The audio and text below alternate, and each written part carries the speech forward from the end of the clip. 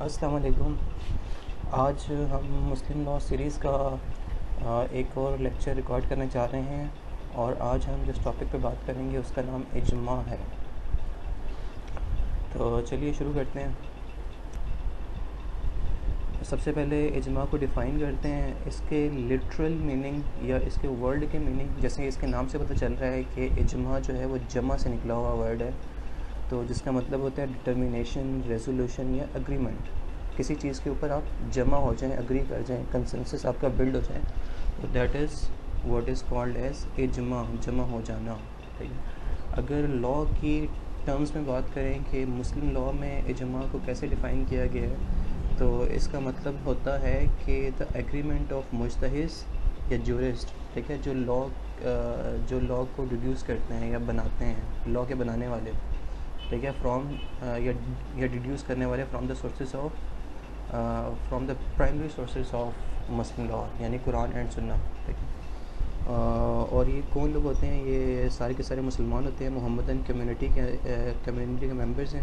ٹھیک ہے. اور کسی بھی خاص ٹائم پیریڈ میں جب کوئی مسئلہ درپیش آتا ہے تو اس جس کی ڈائریکٹلی رولنگ ہمیں نہ مل رہی ہو فرام پرائمری سورسز، تو تب ہم اجماع کی طرف جاتے ہیں. یعنی جتنے بھی ہمارے جورسٹ ہوتے ہیں جو لاء کو جانتے ہیں، جو قرآن اور حدیث کا جن کے پاس علم ہوتا ہے، تو وہ کوشش کرتے ہیں کہ امت کو کسی ایک پر بائنڈ کر دیں. ٹھیک ہے. کنسنسس بلڈ کر کوئی جو ہے مطلب کنسنسس تب ہی بلڈ ہوگا نا جب مسلم لاء کے خلاف یا اسلامی شریعت کے خلاف کوئی بات نہیں جا رہی ہوگی.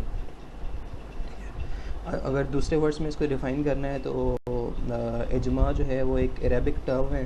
ٹھیک ہے. اجماع لفظ ہے اور اس کا مطلب ہوتا ہے کنسنسس یا پھر ایگریمنٹ. ٹھیک ہے.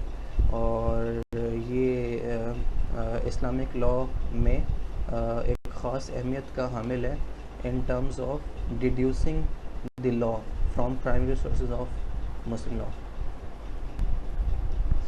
اچھا، اب کائنڈس کی بات کرتے ہیں. تو کائنڈس جو ہیں اجماع کی، سب سے پہلی کائنڈ ہے ایکسپلیسٹ. ایکسپلیسٹ کا مطلب ایکسپلیسٹ اجماع وہ اجماع ہوتا ہے جس میں ہمارے جو جورسٹ ہیں جو اجماع کر رہے ہیں، ٹھیک ہے، جو لرنڈ اسکالرز ہیں، ٹھیک ہے، جو ساری انفارمیشن رکھتے ہیں کہ کس طریقے سے اجماع کو، وہ اگلی سلائڈس میں بتاؤں گا کہ وہ کیا کیا ریکوائرمنٹس ہیں، کہ جورسٹ کی کون کون سی ریکوائرمنٹ ہیں کہ جن کو وہ فلفل کر کے وہ یہ پرفارم کر رہے ہوتے ہیں پورا کا پورا ایکشن.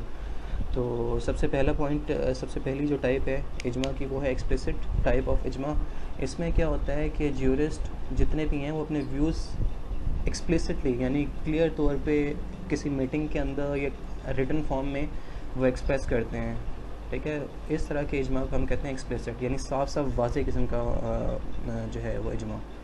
دوسرا ہے ٹیسٹ. ٹیسٹ کا مطلب ہوتا ہے کہ ایسا اجماع جس میں جیورسٹ جو ہیں وہ کسی معاملے پر چپ رہتے ہیں. ٹھیک ہے. اور ان کے چپ رہنے سے ہم جو امہ ہے وہ یہ ڈیڈیوس کرتی ہے، وہ یہ اخذ کرتی ہے کہ جورسٹ جو ہیں وہ کسی خاص مسئلے کے اوپر اگری کر رہے ہیں. فار ایگزامپل اگر جو ہے ہم یہ کہیں کہ اگر انٹرسٹ کی بات کریں کہ انٹرسٹ لینا جائز ہے یا نہیں، تو اب امت کا اجماع ہے کہ یہ ناجائز ہے انٹرسٹ لینا. ٹھیک ہے. سود لینا حرام ہے. تو اب یہ جو جورسٹ ہیں وہ بار بار اس چیز کو دہراتے تو نہیں رہتے ہیں. ٹھیک ہے. تو وہ ایک دفعہ انہوں نے بتا دیا ہے، تو اب اس طرح کے ہم اجماع کو کہیں گے ٹیسٹ اجماع. پھر ایک ریگولر اجماع ہوتا ہے. اس میں کیا ہوتا ہے کہ کچھ جورسٹ جو ہیں وہ سلیکٹڈ جورسٹ وہ اپنے کچھ ویوز ایکسپریس کرتے ہیں.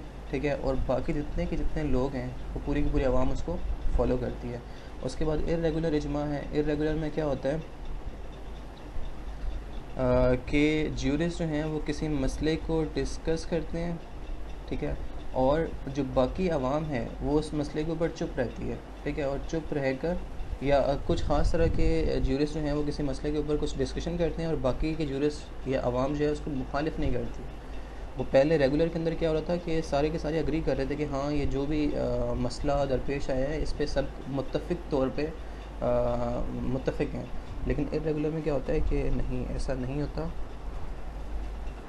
ارریگولر میں ایک خاص گروپ آف جورسٹ وہ اپنی رائے پیش کرتے ہیں اور باقی جو لوگ ہیں یا جورسٹ ہیں وہ اس کو اپوز نہیں کرتے، تو سمجھا یہ جاتا ہے کہ اجماع ہو گیا، یعنی کہ سب میں سارے مسلمانوں میں کنسنسس بلڈ ہو گیا۔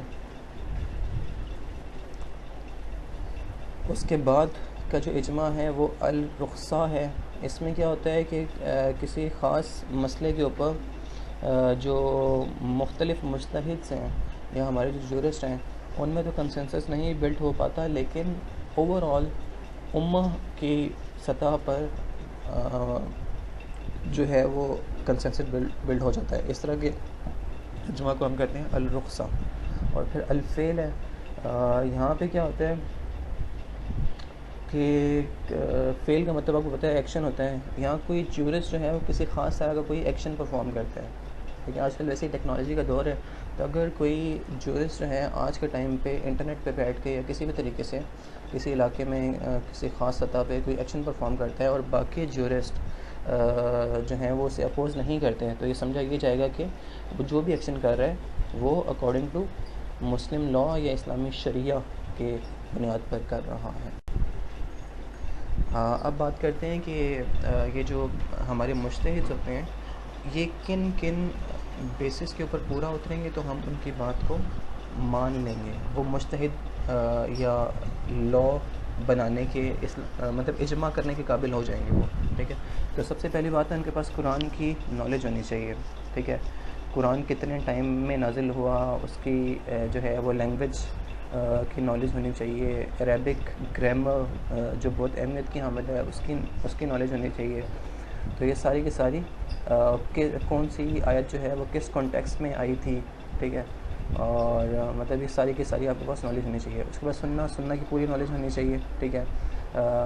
سنہ میں مطلب ضعیف حدیث کون سی ہے، صحیح حدیث کون سی ہے، صحاح ستہ کی جو کتابیں ہیں وہ کیا ہوتی ہیں، اور کون کون سی ریلائبل سورسز ہیں مطلب حدیث کی، ٹھیک ہے۔ اس کے بعد آپ کو اجماع کے پروسیس کی نالج ہونی چاہیے کہ اجماع کیسے کرنا ہے۔ اور فورتھ ہے قیاس کی نالج ہونی چاہیے۔ قیاس بھی مسلم لاء میں سورسز آف مسلم لاء میں اس کا چوتھا نمبر آتا ہے، اس کو آنے والے ٹاپکس کے اندر ہم ڈسکس کریں گے۔ اس کے بعد ہے نالج آف مقاصد شریعہ، کہ شریعت جو ہے وہ اوور آل کسی بھی ایکشن سے کون سا پرپس حاصل کرنا چاہتی ہے، یہ جو ہے یہ بھی ایک مجتہد کی نالج میں ہونا چاہیے تاکہ وہ اپنا اجماع یا جو بھی جس بھی پروسیس کے اندر اسے انڈلج کرنا ہے وہ اس کو کمپلیٹ کر سکے۔ اور اس کو اسلامک جورسپروڈنس یا پھر شریعت کی نالج ہونی چاہیے ہے، ٹھیک ہے، کہ یہ جو اسلامک لاء ہے، اسلامک لاء اینڈ جورسپروڈنس یہ کس طریقے سے ڈیڈیوس کیا گیا ہے، اس کی پرائمری سورسز کون سی ہیں، اس کی سیکنڈری سورسز کون سی ہیں، ٹھیک ہے۔ اس کے علاوہ کچھ اور کوالٹیز ہیں، ٹھیک ہے، وہ سچا ہونا چاہیے، ٹرسٹ وردی ہونا چاہیے، ریلائبل ہونا چاہیے، کوئی جھوٹا فاسد جس کا کردار جو ہے وہ مشکوک ہو وہ بندہ اجتہاد نہیں کر سکتا۔ وہ بالغ ہونا چاہیے، وہ مسلم ہونا چاہیے، ٹھیک ہے، اسے قرآن اور سنہ کی انٹرپریٹیشن کرنا آنی چاہیے۔ جب وہ اوپر والے سارے پوائنٹس فلفل ہو جائیں گے تو یہ نیچے والا پوائنٹ بھی ہو ہی جائے گا۔ اور اس کو عربک لینگویج، اس کی گرامر، اس کے سینٹیکس، ہر چیز کی اچھی نالج ہونی چاہیے ہے، کیونکہ یہ عربک لینگویج اپنے آپ میں بہت مشکل لینگویج ہے۔ اور اس میں سب سے اہم بات یہ ہے کہ اس کو فالس اینڈ اوتھینٹک حدیث میں جو ہے وہ ڈفرینس کرنا آنا چاہیے، ٹھیک ہے، اور وہ ایک سچا اور متقی انسان ہونا چاہیے۔ اب اجماع کے ریفرنسز کی بات کرتے ہیں کہ کہاں سے دلیل ملتی ہے، کہاں سے ہم اسے اوتھینٹک کرا دیتے ہیں as source of Muslim law. تو قرآن کہتا ہے اس بارے میں، او یو ہو بلیو، اے ایمان والو، obey Allah and obey the messenger, Allah اور اس کے رسول صلی اللہ علیہ وسلم کو اوبے کرو، and those charge with authority among you, اور ان لوگوں کو اوبے کرو جو تم میں اتھارٹی دے کر بھیجے گئے ہیں، یعنی تمہارے حکمران۔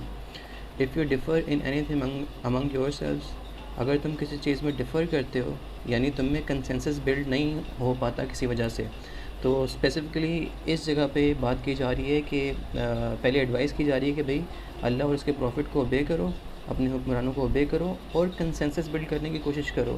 اگر پھر بھی کنسنسس بلڈ نہیں ہو پاتا تو وہ جو بھی ایشو ہے refer it to Allah and his messenger. تو یہ قرآن کی آیت ہے جس سے سورہ نساء کی آیت ہے، جس سے ثابت ہوتا ہے کہ اجماع جو ہے وہ ایک اوتھینٹک سورس آف مسلم لا ہے۔ پھر آپ صلی اللہ علیہ وسلم کا ارشاد ہے my people will never agree on erroneous things, میری امت کسی بھی ایسی چیز پہ اگری نہیں کریں گی جو غلط بات ہوگی، ٹھیک ہے۔ تو اس سے بھی ثابت ہوتا ہے کہ اجماع جو ہے وہ اسلام میں جائز ہے، ٹھیک ہے۔ اس کے علاوہ جو ہے جو پہلے جو کیلفس کی آپ صلی اللہ علیہ وسلم کی وفات کے بعد جو کیلفس کی سلیکشن تھی وہ ساری بھی اجماع ہی کے تھرو ہوئی تھی، سارے صحابہ مل کر بیٹھے تھے، انہوں نے ڈیسائیڈ کیا تھا کہ اگلا خلیفہ کون ہوگا۔ اسی طریقے سے جو جنگوں کے میٹرز تھے اور جو فورسز کے بارے میں جو مشاورت ہوتی تھی، اجماع کیا جاتا تھا، یا پھر کلیکشن آف قرآن ہے جس کو آگے جا کے بھی ہم پڑھیں گے کس طریقے سے اجماع کے پروسیس کو اس میں یوٹیلائز کیا گیا، یا پھر احادیث کو کس طریقے سے اجماع امہ کے طور پہ ان کی ڈسٹنکشنس ہے کہ کون سی صحیح حدیث ہے، کون سی ضعیف حدیث ہے، ٹھیک ہے۔ ایسے ہی فقہ جو ہے ان ساری جگہوں پہ اجماع کا ان کو پوری طرح سے پریکٹس کیا گیا ہے۔